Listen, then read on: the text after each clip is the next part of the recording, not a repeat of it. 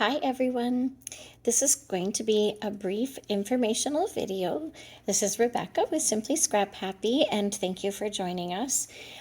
This little information video is going to cover the details of our card swap 2024 and some of the guidelines we've put in place so that everybody is getting a great quality product of equal value as you come to the exchange.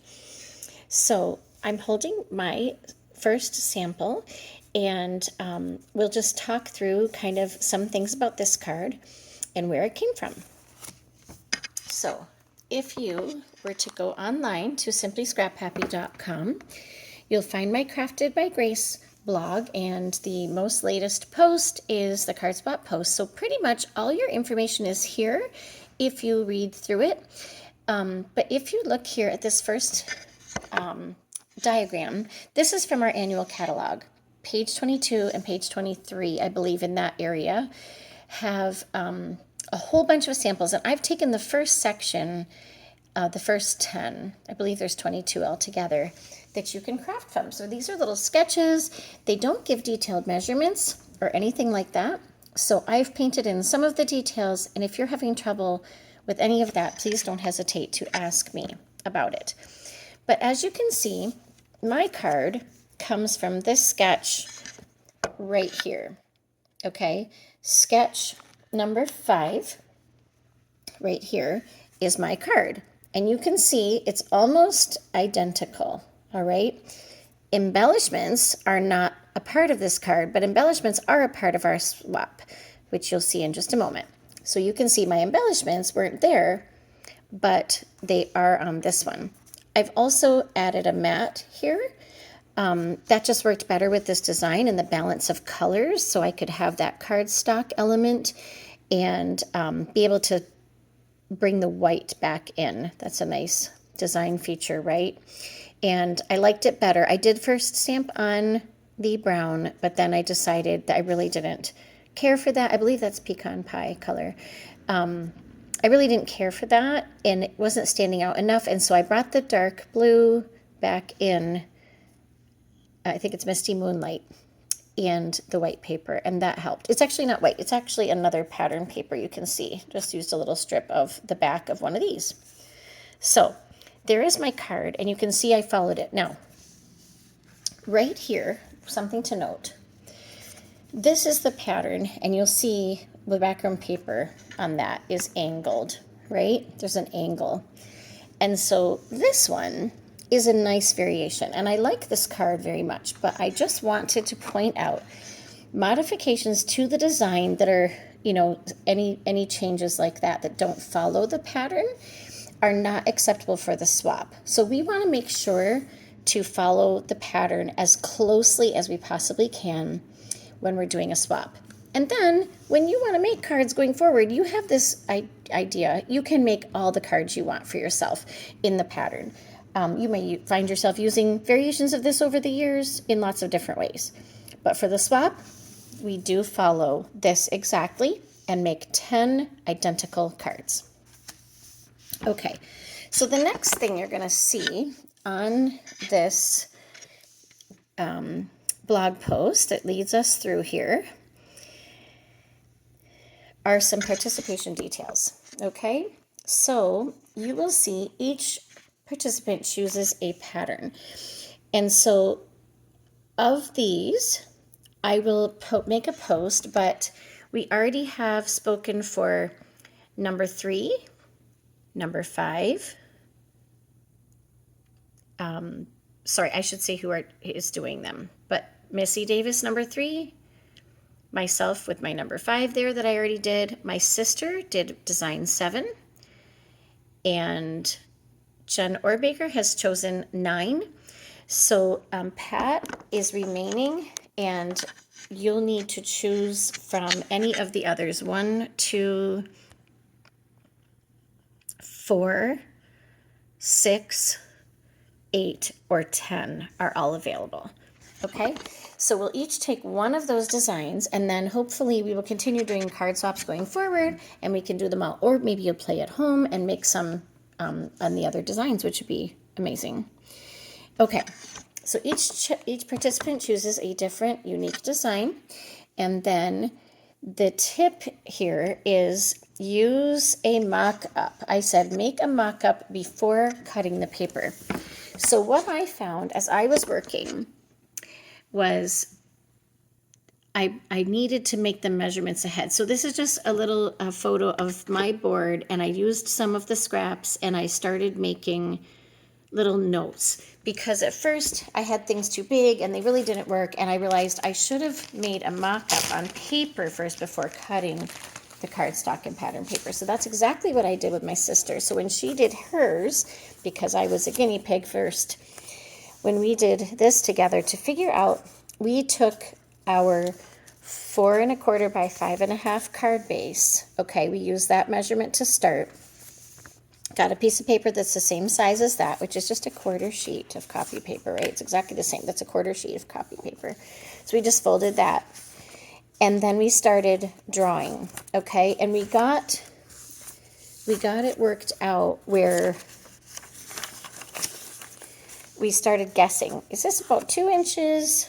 So I just want to talk you through this process so that you don't have any glitches, okay, and confusion. So with hers, it was unique because it's tearing, and they're tearing on angles. So it's a little dicey. This one was actually a little hard to figure out at first. But most of the cards, you can see a clear amount. So like when I did mine, it was pretty simple.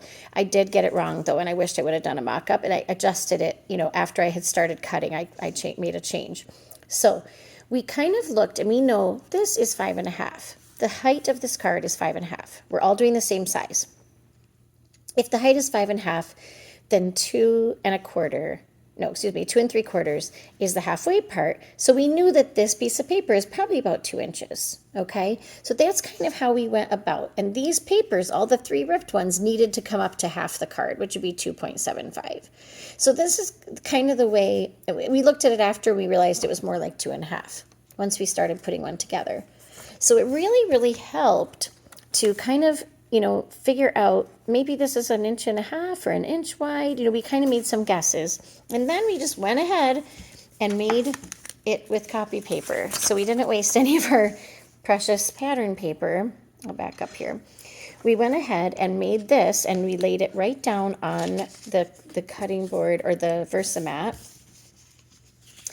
And we took other scraps of paper, and we lined this up, and we figured out how much paper we would actually need and what those sizes were and which way to tear. Okay, so we just put this together like this. All right, and then we just made our measurements. And we adjusted them until it looked right. So we knew the height that we needed to leave for each one. And then we found out this. Okay, and that looks like, lo and behold, our original pattern that was assigned to us by, or created for us by Stampin' Up. So there it is, and we figured ours looks very close to that. As close as you can get it, that's what we're asking for the swap. So I just wanted to show you what Anne's turned out like. We need to add the sentiment yet, but when she was on vacation with me, she was able to make them. And I did put a picture on the blog, but this is what it looks like close up so you can see. I'm just really, really in love with how she chose the patterns from our wood grains. These are from Country Woods. And then in the sky, we use the blender brush. Okay, so that's a nice technique, and you'll see why I'm saying that in a moment. But this is how the card came out. And then we're going to put the white sentiment on here, and she wants thank you cards. She needs thank you cards. So I'm going to look through my thank you stamps that are close to my heart, because I don't have one in the Stampin' Up things yet. I don't think. I couldn't find one yet. So in this swap, because we are in a transition time, it is totally fine to use close to my heart stamps, and I think I'll probably keep that going forward, but this is not a time to use dollar store stamps or unnamed stamps. This needs to be something that you have purchased through me, because this is a Simplyscraphappy card swap. So we're going to use the products that we have that we all enjoy together. All right, so that's easily what hers looks like. And then each one, of course, because it's tearing and because it's blender brush, each one kind of comes out different. So they're actually all so beautiful and unique. So I'm just loving the job that she did there. Thank you, Anne, for participating from Massachusetts. Okay, so going back to the participation details, I'll point out a couple more things and then we'll be all set. We'll be all done. Okay.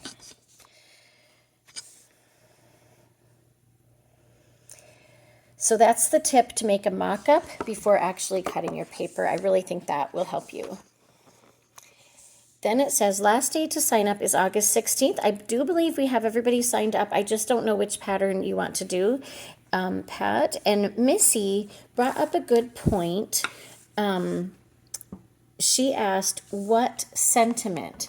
And so we made a list, as you know, in the Facebook group, what people kind of needed, and we said what was needed. So I would ask you to refer to that list. And, I'm just thinking now, Pat doesn't have stamps. So Pat, I will give you a break on that. If you don't own stamps, sentiments, you can bring your cards plain. And we don't mind having one in the swap that's plain. That is just fine because we can figure out what note we want to send to somebody. So the rest of them, I am asking for them to be stamped, but it is absolutely fine with me to have one that's not. But I do need people to sign up and then let me know, and I will post those. So I'm going to post the pattern that people are doing, and then I'm going to post what the sentiment is. So you can see on mine, I have asked for one clear image to be on each card, one clearly stamped image. Missy also asked another question here tonight. She said, could we do the inside? And I said, absolutely. If you have a matching one on the inside, that is up to you. But the only required thing is one sentiment. Okay. But again, I'll give Pat a wave on that. Okay. Card bases need to be close to my heart or Stampin' Up paper. Card fronts must be created with Stampin' Up cardstock and pattern papers. Now, if you do not own something that works, you can buy something from me, but you'll note here there's a link right to the website. The Designer Series papers are reduced right now. We are doing the swap for the next month. I am not asking for them back for an entire 30 days. So you have time to place an order. Stampin' Up's orders come very quickly, and so you have plenty of time to order some paper and get it in time. Okay, other things that must be included in your card. Your card must include at least one coordinating cardstock and one pattern paper. 2 or 3 is fine. So you can see on mine, I have a cardstock that's Stampin' Up, and I have more than one pattern paper. I actually used 3 on this one. But as long as you have at least pattern paper and cardstock, you're good for this swap.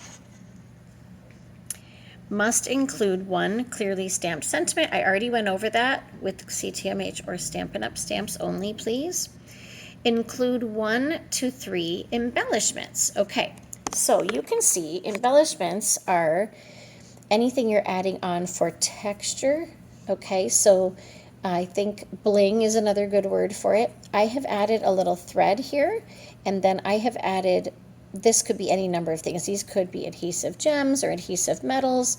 But for me, for this particular one to match the colors, the supply I had was stickles. Okay, so that's like a liquid that dries. And so I used my stickles to provide this. Now here's something else to note. This is attached with a glue dot behind, just 2 little loops glue dotted behind. This is raised up for dimension, and this is what we're looking for this swap. We want to really love these cards. So you can see I use the dimensionals, the foam tapes underneath to raise that up. And then you can see that my embellishments create a triangle. Okay, so every once in a while you'll see a good design might be like 2 in the corner or something like that. Maybe all 4 corners. Okay, that's a nice design embellishment. But if you're going to go free for all in the middle, we encourage the triangle. And this is just a design principle that works. Generally heavier on the bottom, but I have seen some that could be heavier on the top. But if you make a visual triangle with your embellishments, it looks great. It looks balanced. It's just something about how God made us. And if you ask me, as a person of faith, I would say it must have something to do with the Trinity, because super interesting. And we're body, soul, and spirit also. So maybe that's why we love triangles. But that is a great way to add embellishments. It's not just randomly sticking them around the page. You want to clearly bring out your main element, and you want to use a triangle. Not be random about it, but be intentional about where you place them. So here's a good little artistic principle you can learn today, if you didn't know it before. Use 1 to 3 embellishments. You must use one technique. Edge distressing, use an embossing folder, use full foam tape or dimensionals. There's all kinds of things in here you could do. Heat embossing, a marker border, or sponging. Okay, so on my sister's, she's got tearing as an element, and she's got using a blender brush to create the sky. That's what her card features, okay? And it's beautiful. I'm sorry I'm in low light. I'm ready to go home for the night. And it got dark in here. But she's got that sky made with a blender brush. She's got tearing, which is a technique. So we're looking for your card to feature at least one technique. On mine, I decided to pull out the embossing folder that is the birch. I think it's called birch trees, something like that. That embossing folder is a 3D, so it's really kind of cool. And it looks like birch bark. So I used that in the background, and then on some of them I did it on another piece as well. I also did more than one technique. So I did this marker border. I have that in my technique videos from my lunch break lives, if you want to check that out, how to do that. So I used that technique, and it's more than one. But please at least feature some customized technique, such as the ones listed there. If you have one that you want to use that's not listed there, please just let me know, and I'll tell you, yes, that is a technique that we will use. I don't mind answering your questions at any time. For being part of the swap, I will provide the envelopes if you need them. I do have a few that I can share, and I'd love to share them if you need them. And again, we're all using 4 1/4 by 5 1/2. My sister and I created ours early, so these are the samples, and you can see we had done over vacation pattern 5 and pattern 7. So those are taken. There's your card size reminder, and here's your cost option. So to participate in the swap with your own supplies from home, it's just $5, and that just helps me cover my part of it to get them to you, etc., especially if I have to mail them to you. To purchase your cardstock and pattern paper from me, if you need that, I can provide that, and it would be $15, and then you can purchase free with any $50 order placed in August. So here's another link right to the website to place that order. So if you want to just get some paper while it's on the discount, or you were planning on ordering this month, you do not have to pay for the swap. I will give that to you complimentary. And then here's just a disclaimer. Submissions that do not meet the above criteria will be returned to the crafter. So this is because I have had swaps that I used to host them all the time, many different ones. And if somebody doesn't do what everybody else did, it's not fair to the group. So in that case, I would return those cards to you, and you can enjoy your cards, but if you don't follow the rules, it won't be handed out. Okay, so just say you went rogue on the pattern, or you decided you didn't want to, or use Stampin' Up supplies or something like that. You came with cheaper card bases that aren't as thick. Anything like that that's not meeting this criteria up here, I would just return the cards to you. No harm done, no hard feelings, but we're not going to put them in the swap unless they do meet the requirements. So everybody's playing on the same on the same playing field, right? You want to level the playing field, and they all need to be good quality cards in order for it to be a happy swap. Okay, so thank you for watching. I hope this was educational to you. I really love doing these swaps, and when we go home after, or if I send these to you in the mail, we're going to know in a month from now that we have a whole bunch more cards for our card box, and hopefully sending them out to families and people that are struggling or need a word from us or have a birthday. we should be able to have a whole bunch. And who knows, maybe you'll have scraps left over like I did and make some variations for yourself too. Then you'll have even more cards done. So anyway, thanks for joining me. I'm loving to have you girls in the swap. And if you're not in this card swap, I hope that this gave you some ideas for going ahead to create your own designs or get a group together with your friends. Thank you. Take care.